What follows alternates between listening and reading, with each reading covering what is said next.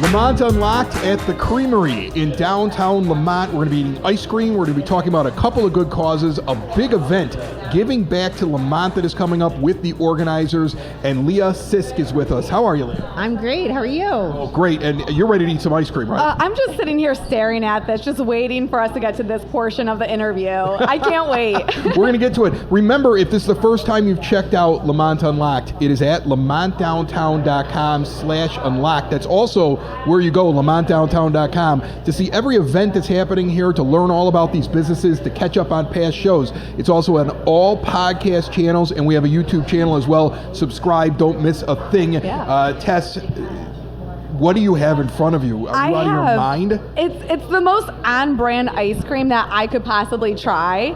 Leah was so kind to let us try one of the creamy colossals, right? That's what they're called.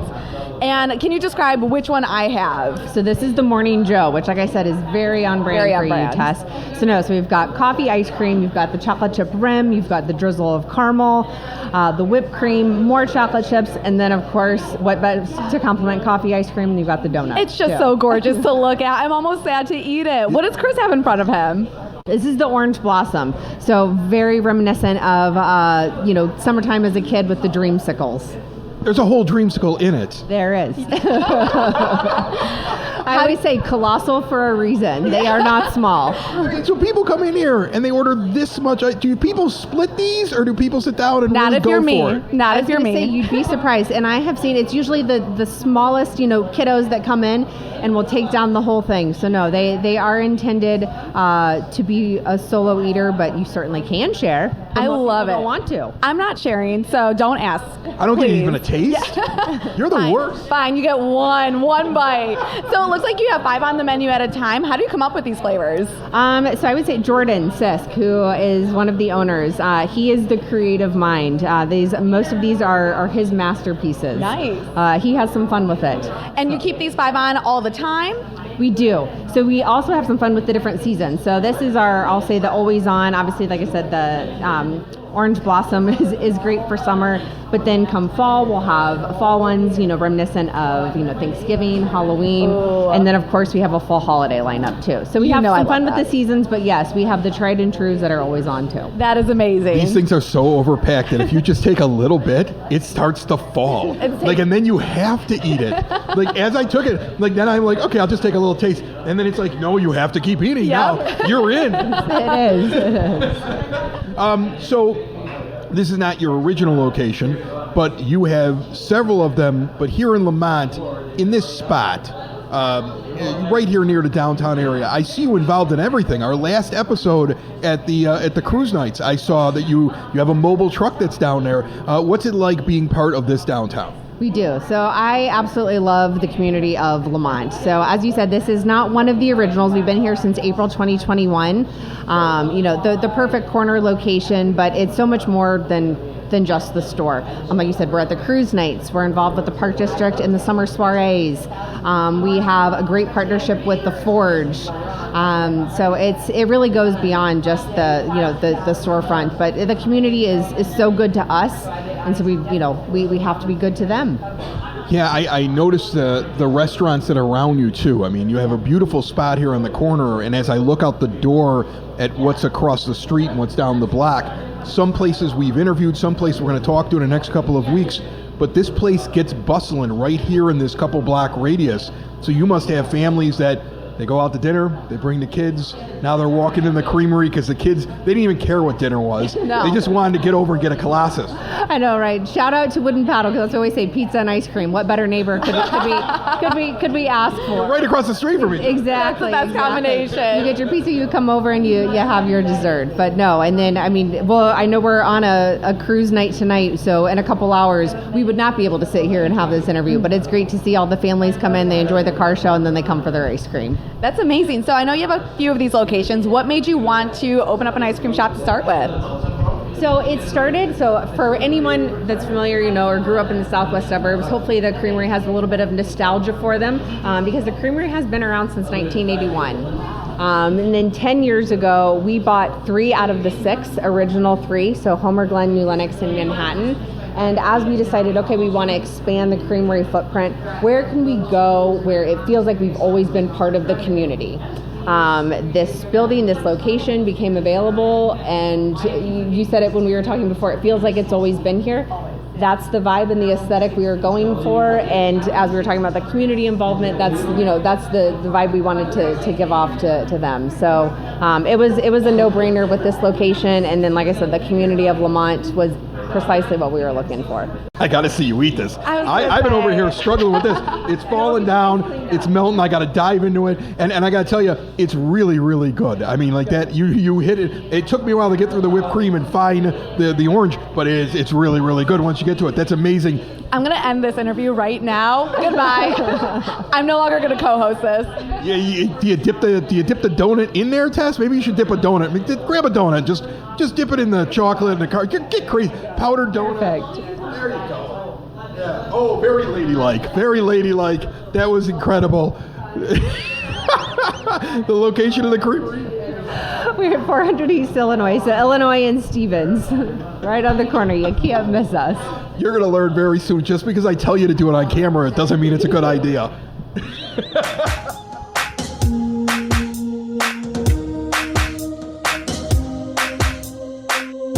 All right, we have John Quinn and Terry O'Neill Borders with us, and they are the folks behind Giving Back to Lemont, which is coming up, if I'm not mistaken, Terry, that's the 26th? Next Saturday. Not this one, but next Saturday, yes. Okay, so this episode, actually, we record a week in advance, so definitely it's this Saturday. By the time, no, that's okay. This Saturday. I would reshoot, but working with ice cream is Tess, you know this. I'm teaching at Moraine Valley. I'm an adjunct. I teach podcasting. And next week's lesson is how hard it is to work with ice cream because it's melting and you're trying to get the shot. It's absolutely incredible. You're doing great though, Chris. Yes. We're just kind of eating as we go. I like it. Oh, I'm sure they love watching me try to shovel it in my face before it melts on the table. Let's talk about Giving Back to Lemont. I stumbled into this, I want to say last year. I was in Lemont. I had the kids. We were spending the day here. I think we went out to the Forge for a little bit, and then I came upon this, and we just interviewed NextMex just a few episodes ago on Lemont Unlocked, and they were talking about this event as well. So why don't you give us the whole summary of what I stumbled into last year, because it looked like a heck of a party. It's a heck of a party. It's 5 hours of free music. All the musicians donate their time. All proceeds, we collect money and non-perishable foods, and everything stays in town. It goes to both open pantries in town for their thing. So over the last 12 years, we've raised like $37,000. That's impressive. And, truckloads full of non-perishable foods, and it all kind of started on a whim. Like me and a couple buddies got talking about there used to be a concert on a hill on State Street where it was free and everybody showed up every year, and then we thought, man, it'd be cool to do that again. And I was like, well, let's make an event. And then we said, well, we're not going to be able to organize it without asking her to help. So that's how she got. Is she the glue? Are you the glue? Are you the glue, Terry? She is the glue. Yeah. I would say I'm just here because you look at it and you can drive through Lemont and drive through downtown and you don't think that there's people in need here. And we have more free and reduced lunch in percentages than we've ever had before. And we have 2 pantries in town that have been in operation for almost 60 years. And those 2 pantries are at Bethany Church and at Lemont Methodist Church. And we're trying to help those people keep the food on the shelves because we have households that go through those and they depend on that assistance. And that assistance doesn't happen without donations. So for now, coming on 13 years, we've been able, like John said, to raise over $37,000 so far in 12 years, plus truckloads of food. And that helps these families here because you have kids here that during the summer months, the food that they would get for free and reduced lunch, they don't get through the summer. So we need to keep those shelves full, and people forget about it through the summer. So this is just a great thing to remind that there are need in our community here. Absolutely. And I think people here free, and that's fantastic that you're able to make this as inclusive as possible for everyone. But for anyone attending, what can they bring as a donation? So we have a page. We have 2 pages. So we'd say you look, because I try to concentrate on just like 5 or 6 things, because if you go in your pantries, you're usually going to pull out the cream soup or the can of peas or the can of green beans because you usually have stock on that. Well, we have a lot of that at the pantry. So skip that and go to the things that are good, like the cans of meats, the hamburger helper, the cans of fruit, juices that you could do, because look at things that are more expensive to afford that households can't afford. So if you go in and you're purposely buying for it, I would say buy the things that you can think of that are meal staples, or something that a kid can prepare for themselves, like Chef Boyardee, or something that's microwavable, because we have so many kids that are home while their parents are working. And I definitely feel like this is not only a benefit where people give back, where our musicians give back and we give back, but people can give food and put food in a household so that they can sustain themselves. Absolutely. That's wonderful. This happens on Saturday, July the 26th. Kicks off at 4, goes until 9, 319 Front Street. But the bands, I'm most interested in that. You have live music out there. I remember that from last time. John, you were telling me that they do it all for free. Yeah. I'm shocked by that. Musicians don't like doing things for free. No, we have our friend Tim Sluter. He's involved with us, and he's setting up all the acts and stuff. And everybody on this schedule is like a percentage of them are from Lemont. Oh yeah, well, School of Rock. I mean, you see them do a lot of different things. Ralph Johnson and Friends, Paulie and the Shakers, Rev Dog and Heartless. That's not a bad lineup. You got 5 bands out there over 5 hours. 5 hours Amazing. of free music and good times like that. Ralph Johnson's been with us since day one too. He's MCs, he plays, he sets up, he tears down, he's a great guy. Yeah, I mean, it's a big open area there next to Next Mex. I know Yes. you know what that looks like. Yeah. And they also, not only are they open during it, but they described this when they were on the podcast a few episodes ago. There's food trucks that are out there as well. So you have a lot of different options while you're out at the event. This is a huge undertaking. Are you planning it year-round, or is it something where, like, a couple months ahead of time you start working on it? He plans it year-round. So Jessica's run, we couldn't do it without NextBank. So when John came to me 13 years ago, right away, Dan and Ben were on a NextBank, and Jessica has taken the lead. And the one thing I want to say is the raffles. We don't just collect food. We are definitely focusing on funds, because at that time, what we want to do is put money into the food pantry so that they can get fresh food vouchers. And so the money comes from the raffles, and the raffles are $1 each, 6 for $5. And Jessica has collected so much, Amy before her, and so we have raffle baskets that come in that we are able to raffle from like 4:30 to 8:30, and then plus a 50-50 raffle. So you come in and you have 7 chances to win a prize, better than the lottery. And so you can walk away. I think last year, I don't know the numbers it's underneath, but it was over $800 that someone walked away with. So definitely, it's just the funds is important. So we're looking for donations, we're looking for raffles, we're looking for food, and we're looking for people to come. The other thing is, because of NextMex, we have a grassy area where you can bring your chairs, you can bring your blankets, you can bring your cooler.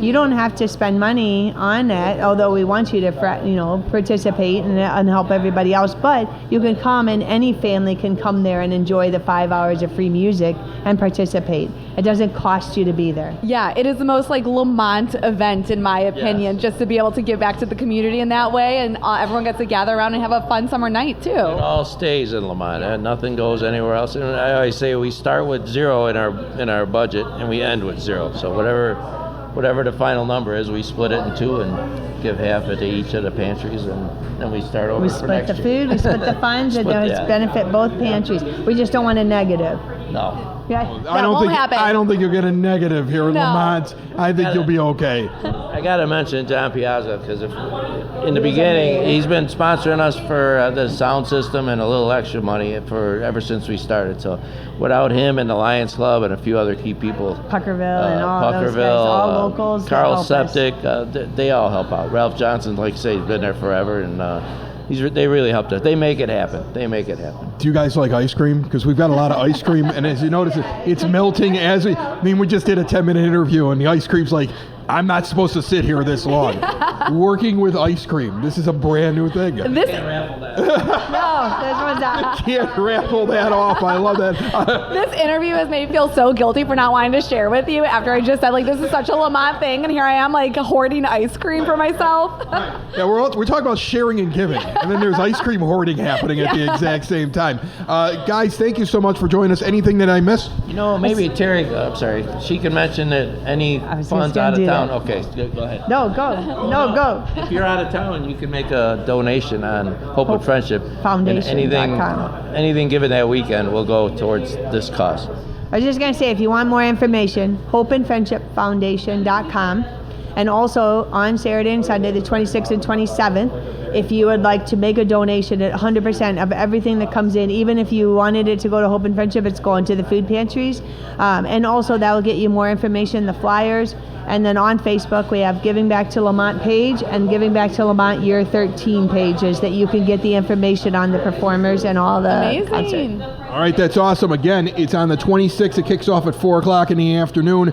More details, you can also go to LemontDowntown.com. Check out the calendar. That's where you get everything. And remember, LemontDowntown.com/unlocked, where you get this podcast. You guys want some ice cream? It's a little melty.